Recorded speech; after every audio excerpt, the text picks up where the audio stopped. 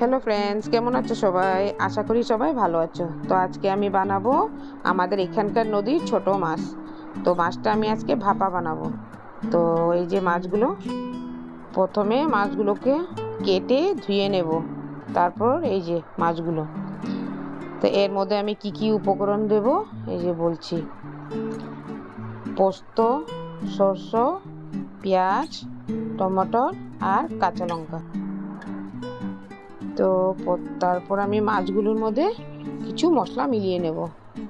তো প্রথম দিয়ে দেব এর মধ্যে হলুদ গুঁড়ো, দেব একটু জিরা গুঁড়ো,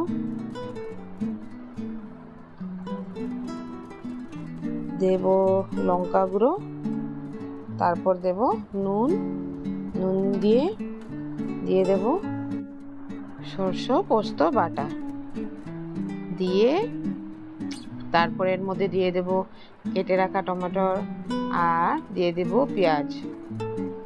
এর মধ্যে দিয়ে দেব একটু সরষের তেল দিয়ে ভালো করে এটাকে মিশিয়ে নেব। মিশানো হওয়ার পর তারপর একটা বাটির মধ্যে আমি এটাকে নিয়ে নেব। নেওয়ার পর ভালো করে নিয়ে এটাকে মিলিয়ে নিলাম। মিলানোর পর এর মধ্যে দিয়ে দেব আমি জিরা কাঁচা লঙ্কা আর উপর থেকে আর একটু দিয়ে দেব সরষের তেল।